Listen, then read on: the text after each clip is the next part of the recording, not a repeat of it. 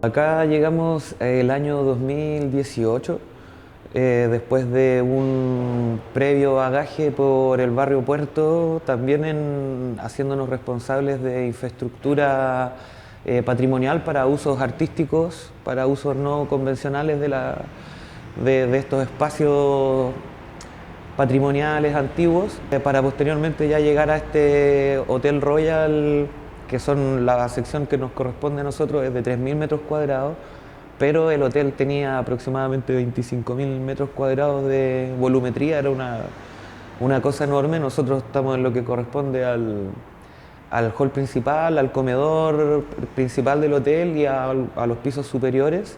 Hay propagandas y noticias del Royal en el resto de Sudamérica también, propagandas que estaban en inglés, propagandas en francés.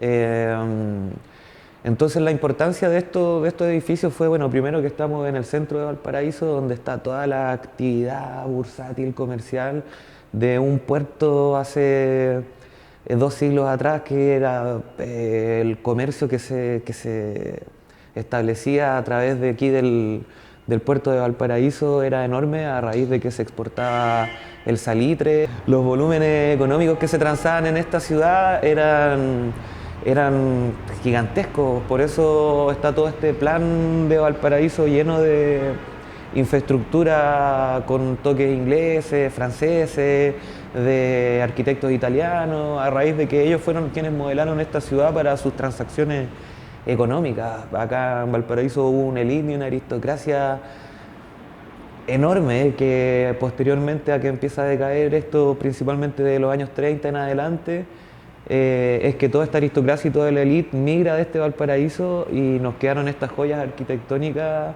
que habían sido hechas para esta alcurnia. De acá del hotel salían los botones a buscar a las personas a los terminales, los traían para acá. Las personas que atendían acá hablaban 3 idiomas, 4 idiomas, era como también algo destacado de que en un hotel se hablaran 4 idiomas. Entonces, se habían cosas tan ciúticas también como que servían sopa de tortuga de la isla Galápagos. Se apreciaba de ser muy famoso porque fue de los primeros que tuvo vanguardia en cuanto a calefacciones, a electricidad. Entonces siempre era un estándar que lo convirtió en que, al parecer, según lo que dicen las crónicas y las investigaciones, que fuera el hotel más lujoso de Valparaíso, de la costa de la costa Pacífico, desde el Canal de Panamá hasta Magallanes. Ligar el patrimonio con el arte, la cultura, es un motivo importante de trabajo, el cual es un beneficio para muchas personas. Estamos a través de una infraestructura como esta, nos permite generar y fomentar economía. Tenemos la posibilidad de poder realizar obras de teatro, conciertos, exposiciones de arte. Esos son todas cosas que son nuestros motivos de trabajo, nuestros motores de desarrollo, poder brindar espacios para que finalmente se pueda desarrollar una comunidad de artistas, productores, técnicos y que podamos estandarizar las economías de este rubro tan precarizado. En todas estas investigaciones históricas nos dimos cuenta con que este lugar ya hubo obras de teatro en los 1900, que ya habían habido shows de conciertos, que había habido desfiles de moda. Nosotros que somos, todos los que habitan este espacio son todos porteños, que pertenecemos a esta ciudad desde los cerros y nos encontramos con este patrimonio que decidimos habitarlo para poder darle propósitos convencionales de uso y de trabajo artístico.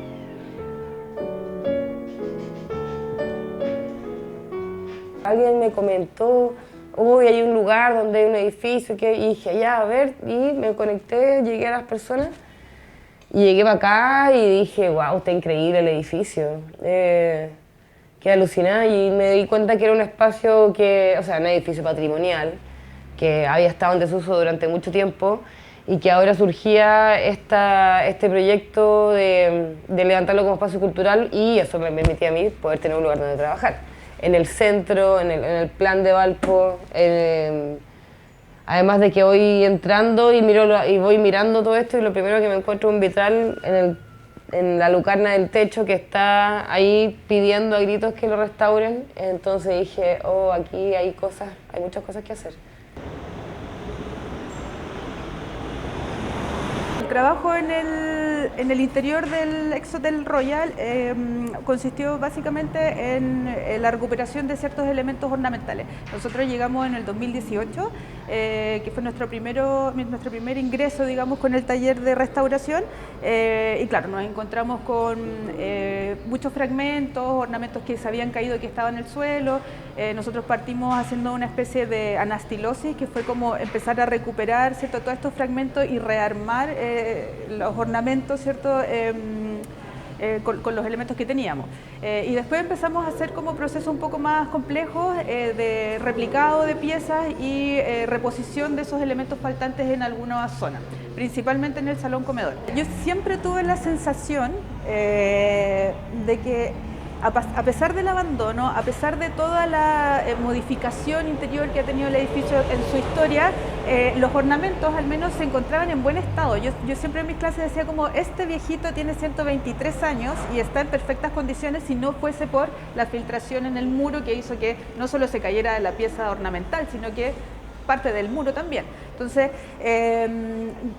siempre fue como una oportunidad de poder investigar también desde la relación con el objeto, en este caso los ornamentos de yeso, el cómo se construyó, ¿cierto?, y el cómo se fue edificando y cómo estas técnicas tradicionales también permitieron que pasara tanto tiempo y que el edificio, dentro de todo, hasta hace 4 años, estaba relativamente bien. Es súper relevante a nivel como profesional, ¿cierto?, y personal, el poder como trabajar en edificios históricos que tengan como una connotación también patrimonial y también desde la perspectiva de vincular a nuestros estudiantes con los objetos originales, ¿cierto?, que tienen también una datación y que esa datación nos permite también caracterizar materiales, caracterizar técnicas constructivas, reconocer los oficios que están asociados a la producción de estos elementos, con el fin también de establecer propuestas de restauración que estén de acuerdo, ¿cierto?, con estos oficios que nosotros podemos reconocer indagando en las piezas originales. Entonces, considero que es de suma relevancia, ¿cierto?, como desde la perspectiva de la formación, pero también desde la perspectiva del aporte que se puede hacer, ¿cierto?, a la investigación del patrimonio arquitectónico en cuanto a esta relación que se establece con las piezas originales. Es importante para mí recuperarlos porque es la memoria de nuestro país, principalmente. No los podemos ver como muebles o edificios viejos, sino como testigos de acontecimientos importantes en nuestro país. Entonces, si nosotros mismos no lo valoramos así, el entorno que escasamente conoce el tema de conservación y restauración tampoco lo va a hacer. Por eso es importante también visibilizar nuestra carrera, nuestro trabajo, para poder recuperar esos espacios que en este momento se los están comiendo las constructoras.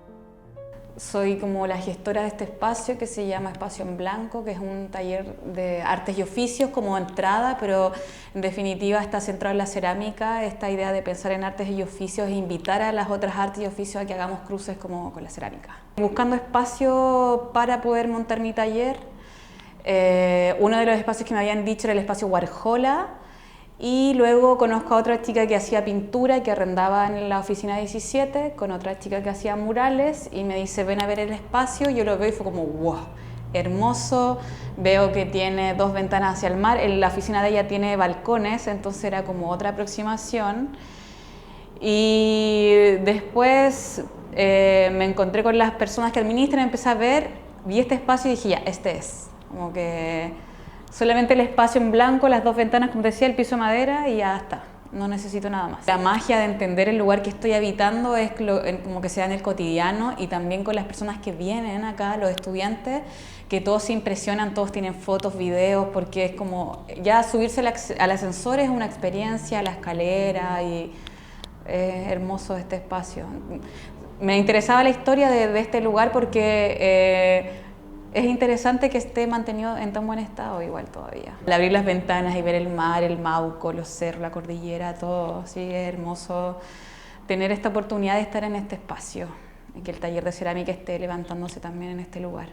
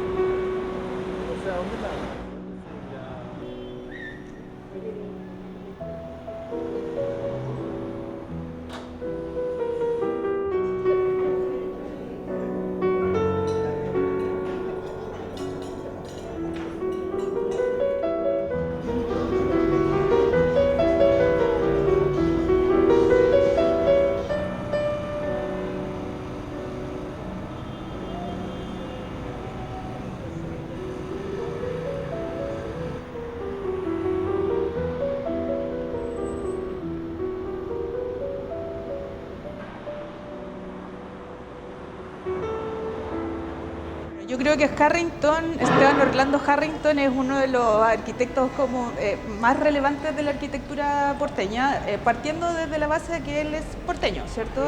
Y que probablemente si estudió arquitectura vino, ¿cierto? Pero desarrolló principalmente su obra acá, ¿cierto?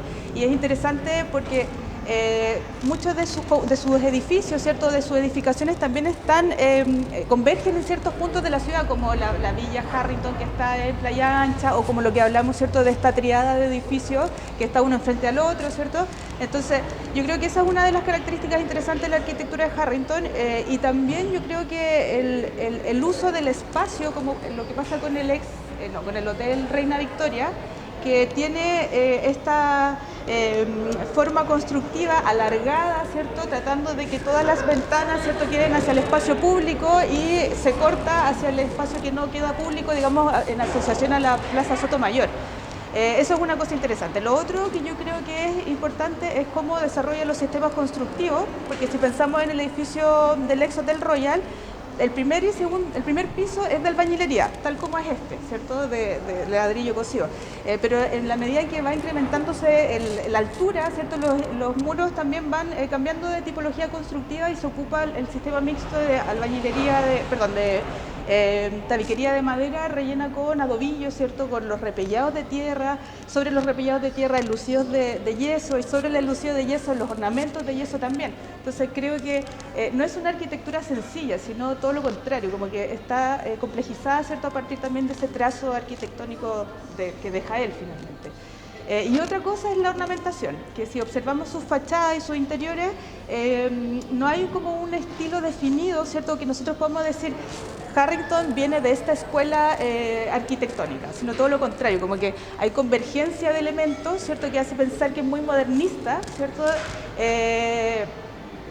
Su tipología ornamental, Y también hay otros lugares, hay otros espacios que son absolutamente definidos. Por ejemplo, el interior del ex Hotel Royal, el salón comedor, tiene un conjunto ornamental que es Art Nouveau total. O sea, tiene elementos curvos, rasantes, formas florales, frutales, ¿cierto?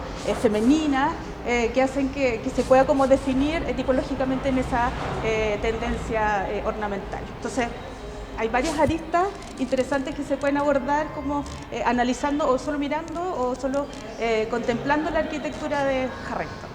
Me gusta mucho también como pensar en la firma, ¿cierto? Que también tiene una tipología o una tipografía, ¿cierto? Que es interesante de empezar a analizar y ver de dónde viene. Hay un diseño, que por ejemplo en el caso de Barisone y Schiavone, ellos tienen una letra, ¿cierto? Que es la misma que ocupa Klimt en su obra. Entonces eso, ya solo indagando en eso, nos puede, como que entendemos que ellos estuvieron, o sea, se formaron en el origen de la secesión también, ¿cierto? Entonces, si analizamos la tipografía de Harrington, también podríamos llegar quizás a una tendencia del momento, ¿cierto? Siempre también a partir de esta modernización, ¿cierto? De la arquitectura en ese periodo particular. Valparaíso es una ciudad compleja, ¿no? O sea, falta, por supuesto, lo que todos sabemos de la geografía de la ciudad, los cerros, los movimientos sísmicos que los hablábamos antes, los incendios, ahora recientemente los deslizamientos de tierra. Hay muchas necesidades, hay mucha demanda, ¿no? Entonces eso pone en riesgo, además con quizá una inversión que ha sido insuficiente en la ciudad y quizá una articulación entre actores que ha sido insuficiente a lo largo del tiempo como para poder lograr este objetivo grande que hay de todos, ¿no? Tenemos que pensar cómo la política pública, como la ley del patrimonio, la ley de monumentos nacionales nos puede apoyar. Eso es una cosa que ahora mismo se está conversando en distintas instancias, de esta necesidad de renovación, de una política que entregue instrumentos efectivos para poder implementar proyectos. Ha habido inversión también por parte del Estado, por parte de privados, pero por una causa u otra siempre ha habido algún freno que finalmente se concreten, ¿no?